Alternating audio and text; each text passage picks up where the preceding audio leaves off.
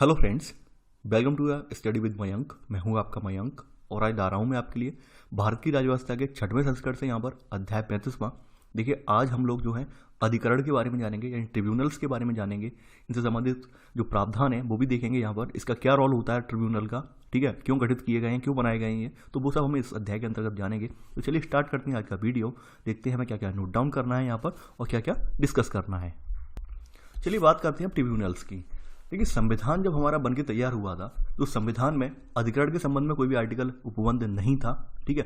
बाद में आपको पता होगा कि मिनी कॉन्स्टिट्यूशनल अमेंडमेंट जिसे बोला जाता है, ठीक है, यानी संविधान का एक 42वां संविधान संशोधन हुआ था 1976 में। तब यहाँ पर देखिए भाग 14वां है, ये यहाँ पर ये डबल आयु लग गया है, वो गलत लग गया है, भाग 14वां है, आप ये ध्यान रखना, ठीक है। 14वां 14 का एक जोड़ा गया भाग, ठीक है, और इसको यहाँ पर अधिकरण नाम दिया गया था।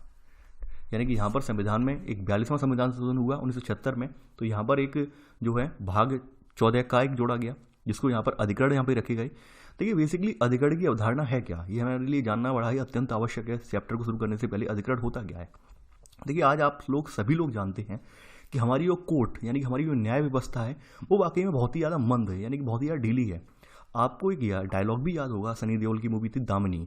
दामिनी का एक डायलॉग याद होगा, तारीख पर तारीख, तारीख पर तारीख, तारीख पर तारीख मिलती रही है, इंसाफ नहीं मिला है, ठीक है। तो ऐसे करके डायलॉग था। जब जब वो डायलॉग आता है तो आपको आप सभी रोमांचित होते हैं, और यकीन मानिए आपको जितनी बार वो डायलॉग सुनते होंगे एक नई एनर्जी आपको प्राप्त होती होगी, और आपको बस यही एक ख्याल आता होगा तब से लेकर अब तक, या जब से मूवी रिलीज हुई तब से लेकर अब तक, कि वाकई में हमारी न्याय व्यवस्था इतनी ढीली है कि आज भी वो इस बात में सक्षम नहीं है कि वाकई में दोषी कौन है और किसके फेवर में न्याय किया जाए, न्याय किया जाए। मतलब इतनी जटिल प्रक्रिया हमने बना दी है यहाँ पर न्याय की कि न्याय यहाँ पर समय से मिल ही नहीं पाता है।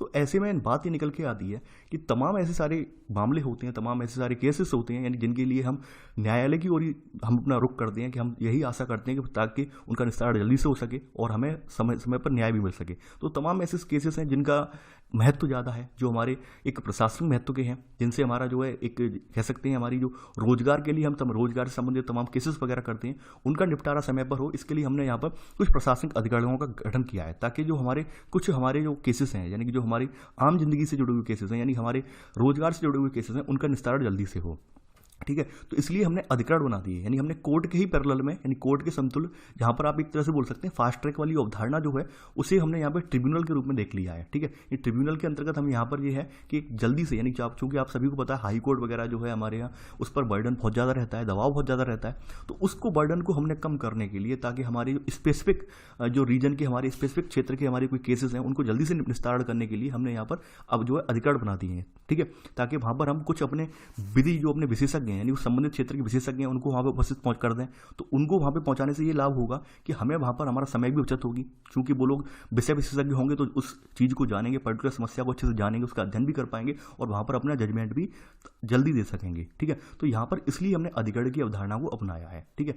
तो आपको देखिए, सबको पता है कि हमारे आज वर्तमान में न्याय व्यवस्था कितनी ढीली है, क्या दशा है आज की। यानी अगर अभी ये कोई केस फाइल कर दे तो उसे निस्तारण होने में सालों साल लग जाते हैं, ठीक है। जैसे आपके सामने तमाम केसेस हैं, मैं एग्जांपल देना नहीं चाहूँगा, आप नहीं आए दिन देखते हैं, अखबारों में देखते हैं, टीवी पर देखते हैं, हर जगह देखते हैं आप, ठीक है।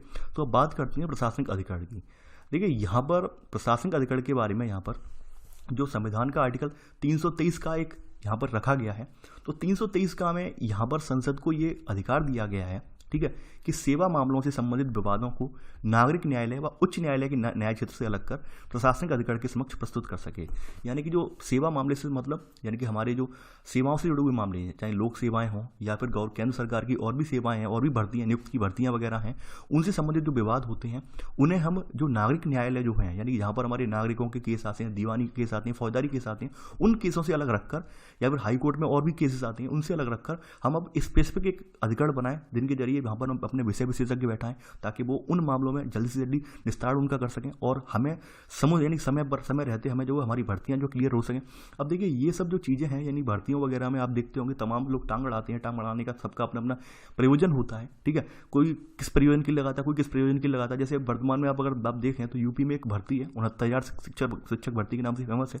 तो अभी हाल में उसमें तमाम यानी 3 पक्ष लगे हैं, 3 पक्ष। कोई कह रहा है भाई हम यहाँ पर ये इतने पे भर्ती हो रही है, ये इससे कम होनी चाहिए मेरिट, ये कोई कह रहा है कि भाई इतनी रहनी चाहिए, कोई कह रहा है बिल्कुल ही मेरिट खत्म कर दिया है। तो सबके अपने अपने मुद्दे होते हैं, ठीक है। लेकिन बहरहाल वो तो वहाँ पर अभी किसी अधिकरण में नहीं है, वो हाईकोर्ट के अधीन ही है मैटर। लेकिन यहाँ पर बात की गई केंद्र के अधीन, यानी केंद्र के अधीन कोई भी मामला है, केंद्र के अधीन जैसे यूपीएससी से रिलेटेड कोई विवाद है, ठीक है, या फिर कोई और गवर्नमेंट की कोई नियामक वगैरह संस्थाएं हैं जो कि परीक्षाओं का जो आयोजन करवाती हैं, उनकी नियुक्तियां फंस रही हैं, तो उनके विवाद जो होते हैं वो इन्हीं अधिकरणों के तहत आते हैं और यही अधिकरण उन्हें जल्दी से जल्दी सॉल्व आउट करते हैं। क्योंकि अधिकरणों के पास कोई अतिरिक्त भार नहीं होता है, अधिकरणों को ऐसा तो है नहीं कि इन्हें मर्डर वाले केस देखने हैं या फौजदारी वाले या दीवानी वाले केस भी देखने हैं, ऐसा कुछ है नहीं। केवल और केवल भर्तियों से संबंधित केस देखने होते हैं, तो उनका निस्तार ये जल्दी कर देते हैं, ठीक है। तो यहाँ पर आप इसमें लिख लेना पहला पॉइंट इसमें प्रशासनिक अधिकरण में कि अनुच्छेद 323 का, ठीक है, का संसद को यह अधिकार देता है कि वह सेवा मामलों से संबंधित विवादों को नागरिक न्यायालय व उच्च न्यायालय के न्याय क्षेत्र से अलग कर प्रशासनिक अधिकरण के समक्ष प्रस्तुत कर सके, ठीक है। अब देखिए यहाँ पर जो अनुच्छेद 323 का जो है अधिनियम है का जो है, इसका अनुकरण करते हुए संसद ने एक प्रशासनिक अधिकरण अधिनियम 1985 पारित किया है, ये लिख लेना आप, ठीक है। यानी कि संसद ने 323 के जो आर्टिकल है इसको देखते हुए एक प्रशासनिक अधिकरण अधिनियम बनाया था 1985 में, ठीक है, जिसे कैट के नाम से जानते हैं, ठीक है, कैट के नाम से जाना जाता है। अब देखिए यहाँ पर जो कैट है, कैट यहाँ पर यानी केंद्रीय प्रशासनिक अधिकरण जो है, इसकी अपनी प्रधान खंडपीठ जो है दिल्ली में है, यानी इसका जो मुख्य कार्यालय आप बोल सकते हैं, मुख्य ब्रांच बोल सकते हैं, प्रधान खंडपीठ जो है वो दिल्ली में है और विभिन्न राज्यों में इसकी पूरक खंडपीठ है, यानी कि और जो बची हुई खंडपीठ हैं जो बाद बाकी राज्यों में हैं। तो वर्तमान में इसकी 17 खंडपीठ हैं, ठीक है, मेन ब्रांच सहित इसकी जो है 17 खंडपीठ हैं। और इसका जो गठन हुआ था वो 1985 में हुआ था। तो आप यहाँ पर बनवाई बन करके नोट कर लेना कि केंद्रीय प्रशासनिक अधिकरण, ठीक है, कि प्रधान खंडपीठ जो है इसकी दिल्ली में है और विभिन्न राज्यों में इसकी पूरक खंडपीठ के साथ 1985 में गठित हुआ और वर्तमान में इसकी 17 खंडपीठें हैं, ठीक है। आगे बढ़ते हैं, यहाँ पर थोड़ा सा इसमें आगे बढ़ते हैं। देखिए यहाँ पर जो है, यानी कि यहाँ पर जो है केंद्रीय प्रशासनिक अधिकरण जो है अपने अधिकार क्षेत्र के अंतर्गत आने वाले लोक सेवकों की भर्ती, यानी कि आपके सिविल सर्विस की जो एग्जाम वगैरह देते हैं उनसे संबंधित मामले हैं या सेवा संबंधी मामले हैं, इनको देखता है ये। तो सेकंड पॉइंट यहाँ पे नोट कर लेना कि केंद्रीय प्रशासनिक अधिकरण क्या करता है, अपने अधिकार क्षेत्र के अंतर्गत जो इसके लोक सेवक की भर्ती वगैरह से संबंधित मामले हैं या फिर सेवा से रिलेटेड और मामले हैं, जैसे रिटायरमेंट वगैरह के टाइम पे दिक्कत होती है, पेंशन वगैरह के कुछ मामले वगैरह होते हैं, तो वो सब मामले जो है यही सब देखता है, ठीक है। अब देखिए यहाँ पर कुछ ध्यान देने वाली बात यह है कि इसके अधिकार क्षेत्र में कौन कौन से मामले रखे गए हैं। इसके अधिकार क्षेत्र में अखिल भारतीय सेवाएं हैं, यानी कि जो Akhil Bharatiya civil service exam जो है हमारे, जिनमें आईएएस, आईपीएस और आईएफएस ये अखिल भारतीय सेवाएं होती हैं, आप जानते हैं ना, ठीक है।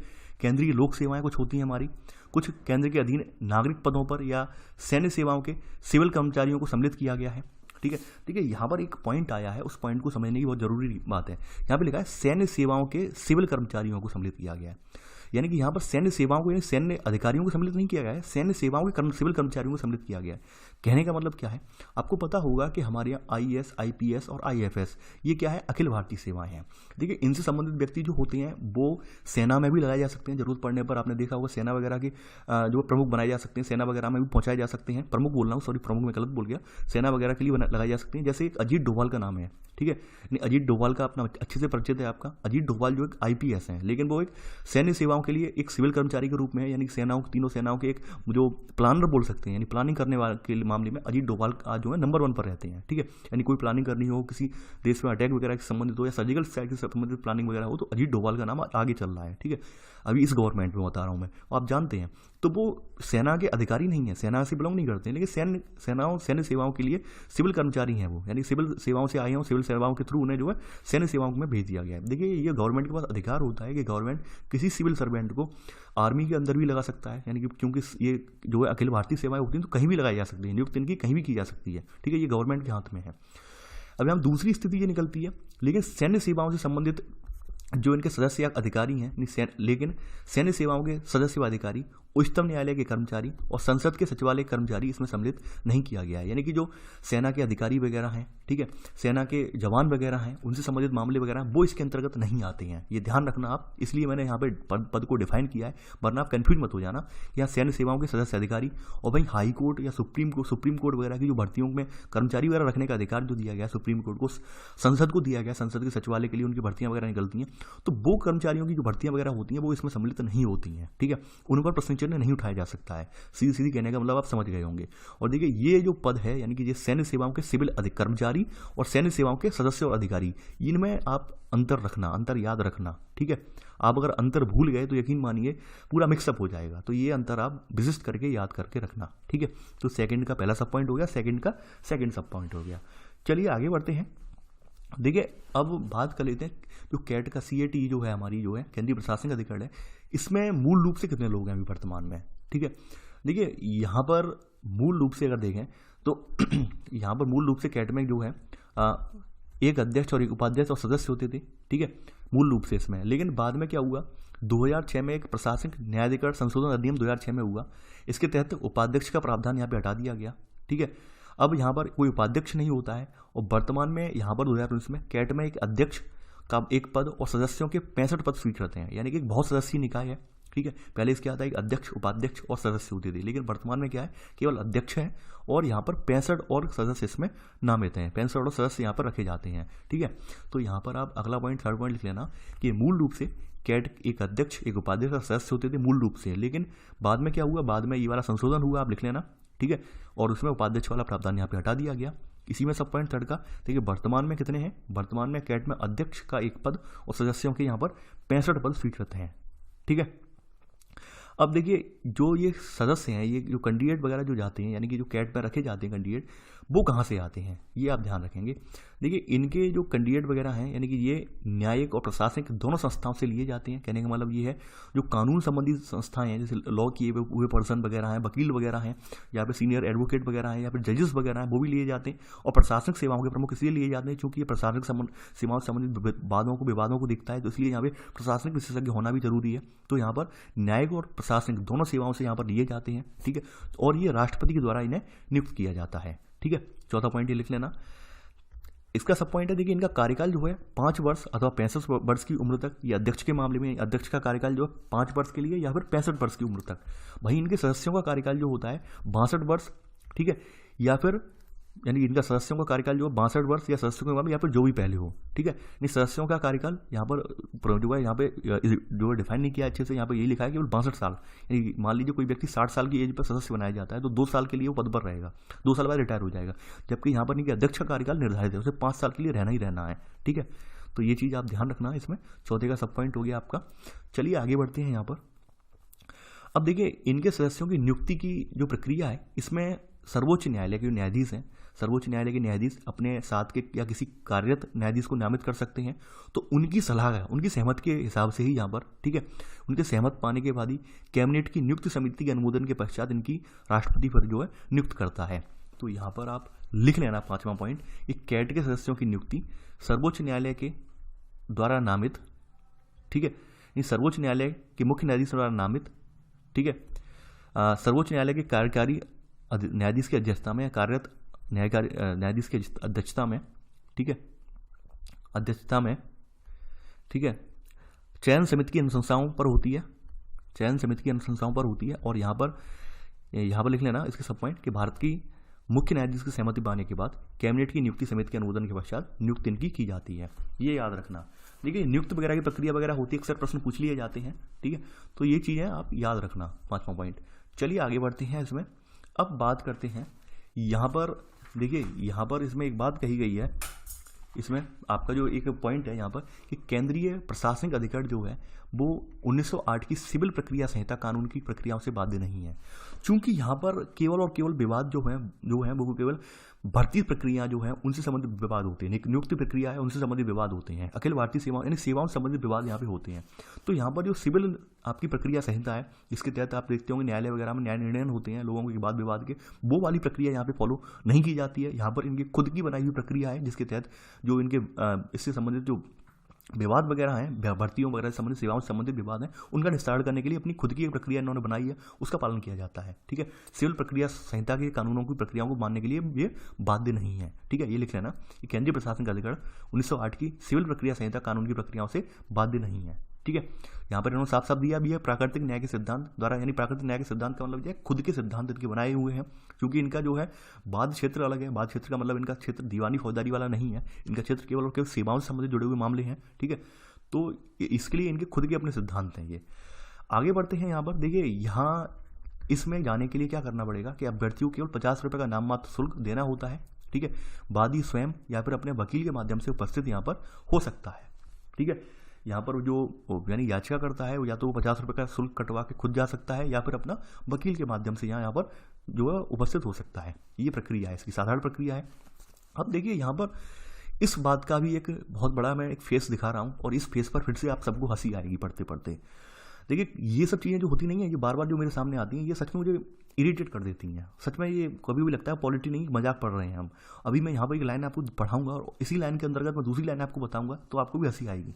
देखिए यहाँ पर कोई भी अधिकरण हो, अधिकरण बनाने का उद्देश्य यही था कि हमारी जो न्यायालयीय प्रक्रिया है, न्यायालयीय प्रक्रिया में जो स्टेप बाय स्टेप था कि भाई जिला सत्र न्यायालय के ऊपर हाई कोर्ट के ऊपर जो सुप्रीम कोर्ट, इस प्रक्रिया को बचाकर हम यहाँ पर हाई कोर्ट के पैरेलल में, हाई कोर्ट के समतुल्य जो है अधिकरण बनाने यानी ट्रिब्यूनल जो होते हैं वो लगभग हाई कोर्ट के जो है पैरेलल माने जाते हैं, पैरेलल रखे गए थे। शुरुआत में जो इनका गठन हुआ था तो ये हाई कोर्ट के बराबर ही थे ट्रिब्यूनल्स, ठीक है। बाद में कुछ सुप्रीम कोर्ट ने ऐसा कुछ गड़बड़ झाला किया है, गड़बड़ झाला मैं बोल रहा हूँ, गड़बड़ झाला ही किया है। गड़बड़ झाला से मतलब उनके जो जजेस वगैरह उनके माइंड में पता नहीं क्या आया, उन्होंने ऐसी प्रक्रिया अपनाई कि ट्रिब्यूनल्स को जो है हाई कोर्ट के अधीन कर दिया। अब देखिए ट्रिब्यूनल्स को जब हाई कोर्ट के अधीन कर दिया तो मुझे एक बात समझ में नहीं आती है, फिर ट्रिब्यूनल्स बनाने की प्रक्रिया का मतलब ही क्या रहा। फिर तो सबसे बढ़िया ये रहता कि ट्रिब्यूनल्स होती ना, डायरेक्ट व्यक्ति हाई कोर्ट में जाए, हाई कोर्ट सुप्रीम कोर्ट में जाए। अब ट्रिब्यूनल्स में भी टाइम खराब करेगा, हाई कोर्ट में भी जाएगा, फिर सुप्रीम कोर्ट में भी जाएगा। तो ये कहाँ की बात हुई, ये कहाँ का निकल के आया। अब देखिए यहाँ पे लिखा है कि मूल रूप से किसी अधिकरण के आदेश के विरुद्ध कोई याचिका केवल उच्चतम न्यायालय में दी जा सकती है, कि उच्च न्यायालय में नहीं। ये मूल रूप से मतलब क्या है कि जब ट्रिब्यूनल्स गठित किए गए थे तब ये अवधारणा ये थी कि केवल और केवल यानी इसके द्वारा कोई आदेश है, इसके द्वारा कोई जजमेंट है, उसके विरुद्ध कार्रवाई के लिए आप केवल सुप्रीम कोर्ट का दरवाजा खटखटाएंगे। हाई कोर्ट का स्थान नहीं है, क्योंकि हाई कोर्ट के पैरेलल में थे, हाई कोर्ट के बराबर थे, ठीक है। अब लेकिन एक मामला ऐसा हुआ, इसका नाम है चंद्र कुमार मामले, लिखा है हालांकि चंद्र कुमार मामले में। तो देखिए ये चीज़ें जो है ना, ये वाकई में लगता है कि हमारा देश, हमारा संविधान और इसमें जो कानून है वो वाकई में या तो चलाने वाले वहाँ पर जो बैठे हैं व्यक्ति वो इस पर सिंसियर नहीं है बिल्कुल भी, ठीक है। तभी यहाँ पर वकीलों का स्वर्ग कहा गया है हमारे यहाँ के संविधान को, हमारे यहाँ के कानून को। वो रीजन यही है कहने का। नहीं आपने अधिकरण बना दिए, अधिकरण बनाने का फिर मतलब ही क्या रह गया। प्रक्रिया आपने फिर भी वो जटिल कर दी, तारीख पे तारीख वाली प्रक्रिया फिर भी चल रही है, तो अधिकरण का मतलब ही क्या रह गया। तो इनमें फिर से इन्होंने कहा, इसमें इन्होंने एक बात बोली कि यहाँ पर कि केंद्रीय प्रशासनिक अधिकरण के आदेशों के विरुद्ध संबंधित उच्च न्यायालय की खंडपीठ में भी याचिका दायर की जा सकती है, ठीक है। अब इन्होंने फिर बाद में क्या कर दिया कि इसके फलस्वरूप अब यह संभव नहीं है कि कोई पीड़ित व्यक्ति लोग संबंधित उच्च न्यायालय में गए बिना सीधे उच्चतम न्यायालय में याचिका दे सके। यानी अब ये इन्होंने प्रोसेस कर दिया है कि भाई ट्रिब्यूनल्स का कोई डिसीजन आएगा, ट्रिब्यूनल्स के डिसीजन के विरुद्ध अगर आपको कार्रवाई करनी है तो पहले आपको हाई कोर्ट में जाना पड़ेगा, उसके बाद ही आप सुप्रीम कोर्ट में जाएंगे। तो ऐसी बात में अगर आप थोड़ा सा व्यवहारिक पर्सन हैं, थोड़ा सा आप अपना लॉजिक लगाते हैं, थोड़ा सा आप चिंतन करते हैं, तो आप अब व्यवहार में एक बात सोचिए, फिर अब ट्रिब्यूनल्स की अवधारणा का मतलब क्या हुआ, ठीक है। यानी कि हमने तो एक ट्रिब्यूनल्स बनाए इसलिए थे कि ताकि लोगों को न्याय जल्दी मिल सके, लेकिन अब आपने जब हाई कोर्ट के अधीन कर दिया जो ट्रिब्यूनल्स का कोई मतलब ही नहीं रह गया, ठीक है। और वाकई में यही सब चीज़ें हैं जिन सबको अगर आप गहराई से देखेंगे, इन सब के बारे में आप गहराई सोचेंगे तो यकीन मानिए आपको अपने आप पर नहीं, आपको लगेगा कि यार हम ऐसे कंट्री में रह रहे हैं यहाँ पे जो नीति निर्माता जो है ना वो कभी सोचते ही नहीं है, पता नहीं आंखों पे पट्टी बांध के बैठे हैं, यानी क्या किए बैठे हैं। और आप देखते भी होंगे तमाम भर्तियाँ हैं, साल दर साल जो है कोर्ट की चौखट पर अपना माथा टेकती रहती है, उनके चक्कर लगाती रहती हैं, 4-4, 5-5 साल में भर्तियाँ क्लियर हो पाती हैं। वो यही रीजन है, क्योंकि हमने जो प्रक्रिया है हमने सरल बनाने की उसे जटिल कर दिया, कॉम्प्लेक्स कर दिया। अब यहाँ पर हम ट्रिब्यूनल्स में जाएं, ट्रिब्यूनल्स के बाद हाई कोर्ट में भी समय लगेगा। ट्रिब्यूनल्स में मान लीजिए 6 महीने लग गए, अब हाई कोर्ट में 2 साल लग गए, यानी 2 साल 6 महीने नहीं 2.5 साल हो गया। अब सुप्रीम कोर्ट में पहुँचते पहुँचते वहाँ पर भी 2 साल लग गए, यानी ऐसे करके 4.5 साल तो अभ्यर्थी के इस भर्ती प्रक्रिया को पूरी करवाने में लग गए, ठीक है। तो फिर ऐसे में अब सवाल ये उठता है क्या अभ्यर्थी का जो फ्रस्ट्रेशन है, अभ्यर्थी का जो वक्त है वो मायने नहीं रखता क्या केवल कोर्ट और यही इन सबको यही सब इन सबकी प्रायोरिटी है। अभ्यर्थी का डिप्रेशन, अभ्यर्थी जो डिप्रेशन में रहता है, अभ्यर्थी जो तनावपूर्ण स्थिति से नियंत्रण में करके आगे बढ़ता है, उस पर कोई ध्यान नहीं देने की बात नहीं है। यानी अभ्यर्थी कैसे जूझ रहा है, अभ्यर्थी कैसे 2 वक्त की रोटी का गुजारा करने के लिए कैसे मेहनत मजदूरी कर रहा है, ठीक है। जैसे जैसे उसने एग्जाम पास किया है, ऊपर से आप जॉब भी दे नहीं रहे हो, कोर्ट में चक्कर लगवा रहे हो, समझ में नहीं आ रहा क्या चल रहा है। तो ये सच में ये सिस्टम जो है, इस सिस्टम के लिए हम सबको आवाज़ उठानी पड़ेगी। देखिए मेरी पर्सनल राय है, यानी कि जो मैं ये चीज़ें देख चुका हूँ वो चीज़ें आपके सामने साझा कर रहा हूँ और हकीकत आपके सामने भी है। यानी कि अध्याय में जो मैं पढ़ा रहा हूँ चीज़ें आपके सामने ये बिल्कुल लिखी हुई हैं, आप समझ भी पा रहे होंगे कि सर कि वाकई में आप जो कहते हैं वो सही कहते हैं। यानी कि हमने पूरा घालमेल कर दिया है, सब कुछ मिक्सअप कर दिया है। हकीकत बात यह संविधान एक कहने के लिए हमारा भारी भरकम संविधान है, सच में सब कुछ घालमेल है। यहाँ पर कहते हैं कि यहाँ पर हमने सबके लिए एक न्याय का, समुचित न्याय का प्रबंध किया। न्याय का प्रबंध नहीं किया है, इतना उलझा दिया है, इतना पेचीदा बना दिया है कि सच में समय पर न्याय मिलता ही नहीं है।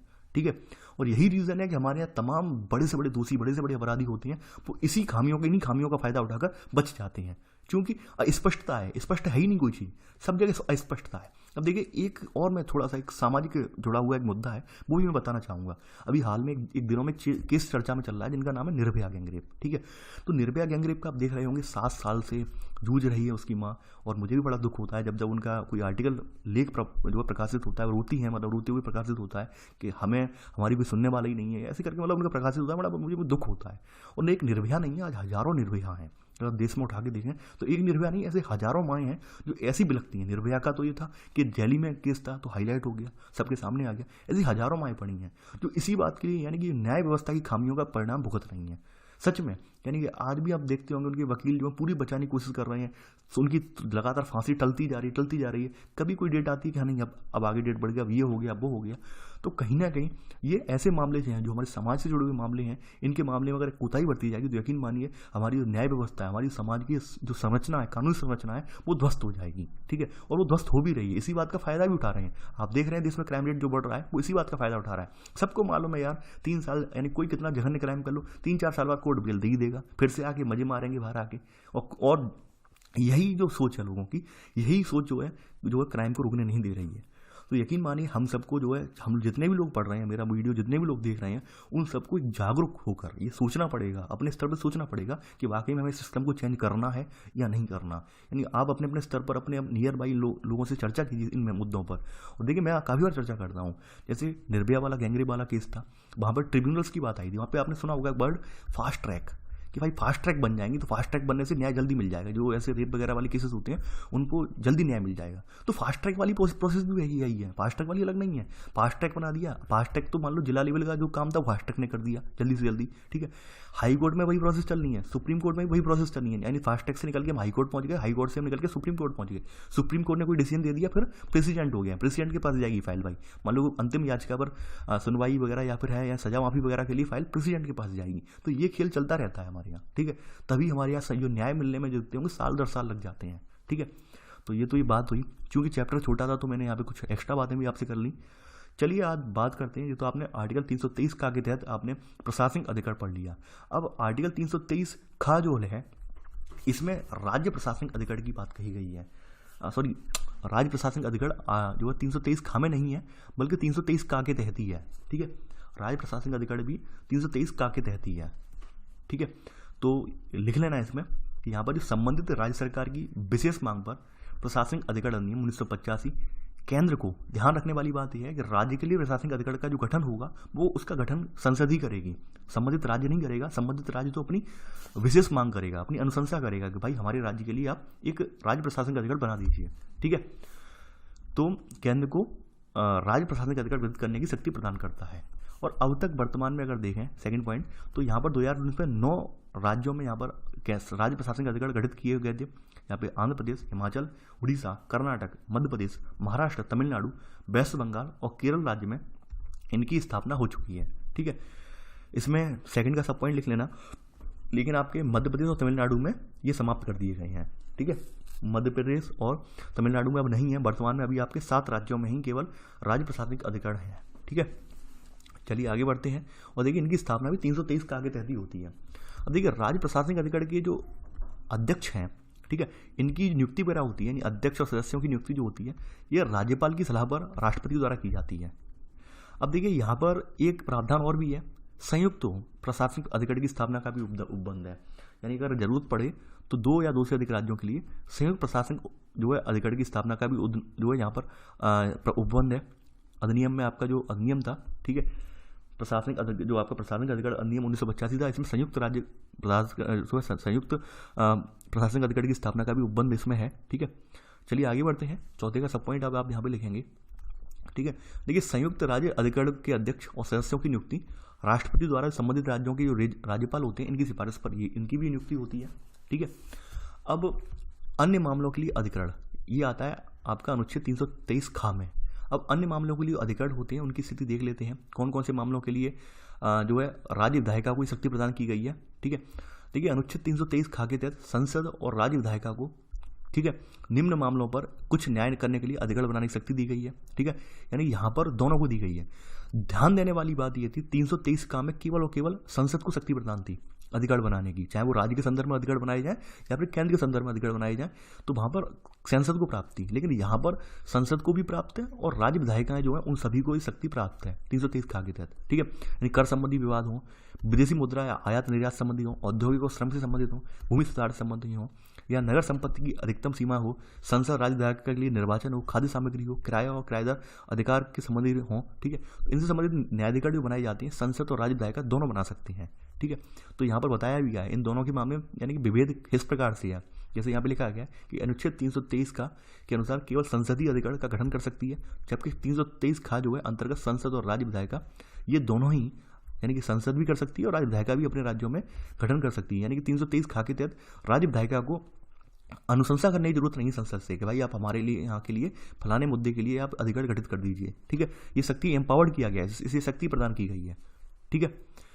तो आपने ये लिख लिया होगा, तो ये केवल यहाँ पर नोट करके लिख लेना, केवल यही सेकंड पॉइंट। इसके बाद अभी जो आपके अधिकरण हैं ये आप देख लेते हैं एक नज़र में कहाँ कहाँ पर अधिकरण है, ठीक है। यानी कि जो आपके केंद्रीय प्रशासनिक अधिकारी जो बताया था कि तो दिल्ली में मेन ब्रांच है इनकी, ठीक है। बाद बाकी जो इनकी 16 जगह और हैं, यानी कि दिल्ली शायद 17 हो गई, ठीक है। दिल्ली इलाहाबाद पीठ है, ठीक है, लखनऊ पीठ है। देखिए यहाँ पर याद रखना है कि बेंच जो बनाएगी, पीठ बनाई गई है, ठीक है, खंडपीठ। उत्तर प्रदेश में लखनऊ जो इलाहाबाद पीठ है, इलाहाबाद पीठ में यहाँ पर लखनऊ पीठ के अंतर्गत आने वाले जिले छोड़ दिए जाते हैं, यानी कि यूपी में 2 पीठ है इनकी, लखनऊ पीठ है और इलाहाबाद पीठ है, ठीक है। क्योंकि यूपी सबसे बड़ा है और इलाहाबाद पीठ लखनऊ पीठ में ही यहाँ पर इन्होंने उत्तराखंड को भी शामिल कर लिया है, ठीक है, लिखा है उत्तराखंड। कटक पीठ है उड़ीसा में है, हैदराबाद पीठ में आंध्र प्रदेश तेलंगाना आते हैं, बेंगलोर पीठ में कर्नाटक है, मद्रास पीठ में तमिलनाडु और पौंचेरी है, एर्नाकुलम में केरल और लक्षद्वीप है, बम्बई पीठ में ये नाम दिए गए हैं, ठीक है। तो ऐसे करके ये आपकी ये पीठ है जिनके तहत ये क्षेत्र आ रहे हैं। देखिए इनमें याद रखने की जरूरत नहीं है, याद रखने से कोई मतलब नहीं है, केवल आप ये याद रखना कि ये प्रधान न्यायपीठ इनकी कहाँ है, ये याद रखना। और आप जिस राज्य से बिलोंग कर रहे हो, हिंदी भाषी राज्य से, अपने अपने राज्य क्षेत्र में कौन कौन सी पीठें हैं केंद्रीय प्रशासनिक अधिकारी की, उन पीठों को आप एक बार देख लेना, ठीक है। मान लीजिए कोई राजस्थान से बिलोंग कर रहा है, कोई यूपी से बिलोंग कर रहा है, कोई एमपी से बिलोंग कर रहा है, तो वो अपने अपने राज्य की जो पीठ है वो आप उन पीठों को आप देख लेना, ठीक है। बाद बाकी कुछ नहीं है। अब देखिए यहाँ पे कैट की पीठों की सर्किट सेटिंग का मतलब होता है कि इनकी साथ में बैठकें होती हैं। सर्किट सेटिंग का मतलब होता है कि भाई एरिया वाइज के मतलब हमने एक क्षेत्र वाइज में डिवाइड कर दिया, तो सर्किट नाम दे दिया इस क्षेत्र को। इस सर्किट की यानी इस सर्किट में आने वाली 2-3 पीठ है, उनकी बैठक यहाँ पे होगी, उनकी बैठक यहाँ होगी। तो ऐसे करके हमने डिवाइड कर दिया। इलाहाबाद पीठ की सर्किट सेटिंग नैनीताल के साथ है, कलकत्ता पीठ की यहाँ है, ठीक है। तो ये जो बैठक से संबंधित है इन पर कोई हमें मतलब नहीं है, इनसे ये छोड़ दीजिए सब, ठीक है। अब देखिए मामले तो देख ही लिए, प्रशासनिक न्यायाधिकरण और अन्य मामलों के न्यायाधिकरण आपने देख ही लिए, ठीक है। कुल मिलाकर आपका ये चैप्टर अंत हो जा रहा है इसी के साथ। अब देखिए एक बात मैं आप लोगों से बार बार कहता हूँ कि केवल आप जो है एग्जाम के तौर पर रटने के उद्देश्य से याद मत रखिए कि भाई हमें रटना ही रटना है और कुछ नहीं करना है, इसके तौर पर आप वीडियो बिल्कुल मत देखिए। सामाजिक चिंतन जो है अपना, यानी कि तमाम ऐसे जो मुद्दे हैं, जो आपके समाज से जुड़े हुए मुद्दे हैं, आपसे जुड़े हुए मुद्दे हैं, क्योंकि हम सब एक अभ्यर्थी हैं। देखिए मैं भी अपने आप को एक टीचर के रूप में नहीं, अभ्यर्थी के रूप में ही काउंट कर रहा हूँ यहाँ पर। हम सब के अभ्यर्थी हैं। हम सबकी समस्या क्या है, यानी हम लोगों को समय पर रोजगार मिल जाए, हमारी जो भर्तियाँ वो पेंडिंग जो पड़ी रहती हैं साल दर साल, कोर्ट में चक्कर लगाती रहती है, वो चक्कर ना लगाएं। तो कहीं ना कहीं हम लोगों को आवाज़ उठानी पड़ेगी। और जो व्यवस्था है आपकी ट्रिब्यूनल्स वाली ये व्यवस्था, इस व्यवस्था के लिए भी हमें करना क्या है, हमें तमाम अखबार हैं, तमाम कहीं ना कहीं इंटरव्यू वगैरह होते हैं, वहाँ पर अपनी बात रखिए कि भाई ऐसे ऐसे आपने व्यवस्था एक बना दी है। देखिए हम लोग मानते हैं हम लोगों के पास पैसा नहीं है, हम लोगों के पास पैसा नहीं है, हम लोग किसी बड़े प्लेटफॉर्म से नहीं जुड़े हुए, नहीं हमारे पास कोई पॉलिटिकल पावर है, लेकिन तमाम जगह हम देखते होंगे अखबार वगैरह इंटरव्यू वगैरह होते हैं, कहीं कहीं मीडिया के इंटरव्यू वगैरह होते हैं। तो वहाँ पर आप अपनी ऐसी करके राय रखिए, बेबाक राय रखिए, ठीक है। आप इन सब चीज़ों को चिंतन कीजिए, मंथन कीजिए अपने माइंड में, और वहाँ पर अपनी बेबाक राय रखिए। आपकी राय को हजारों लोग देखेंगे और वो भी आपकी राय से वाकई में सुनकर एकदम सचेत होंगे, हाँ भाई ये व्यवस्था है हमारे यहाँ, इसे तो बदलना चाहिए, ठीक है। तब हमारी सरकार भी शक्ति में आएगी, तब सरकार भी सोचेगी हाँ ये व्यवस्था है, वाकई में ये व्यवस्था को चेंज करना चाहिए, तभी हम इस व्यवस्था को बदल पाएंगे। तो हम सबको इस पर जागरूक होकर सोचना पड़ेगा, ठीक है। वरना ये ट्रिब्यूनल्स बनाने का कोई अर्थ नहीं रह जाएगा, जैसा कि ये प्रोसेस बनाया गया और मैंने आपको बताया है, ठीक है। इनका कोई मतलब, कोई महत्वहीन रह जाएंगे ये, ठीक है। तो आई होप आज आपको ये लेक्चर पसंद आया होगा। देखिए मैं आप पूरी कोशिश कर रहा हूँ, मेरा पूरा प्रयास, भरसक प्रयास ये है कि आपको बेहतर से बेहतर लेक्चर प्रोवाइड करवाऊँ। तो आप लोग वीडियो को लाइक शेयर करना बिल्कुल भी ना भूलें। देखिए आप लोग अभी वीडियो को लाइक शेयर नहीं कर रहे हैं, आप लोग देखते ही इस वीडियो को लाइक शेयर ज़्यादा से ज़्यादा ग्रुपों में किया कीजिए, लोगों से कहा कीजिए कि आप ये वीडियो जरूर देखें। तो चलिए आज के लिए बस इतना ही। Thanks for watching. जय हिंद।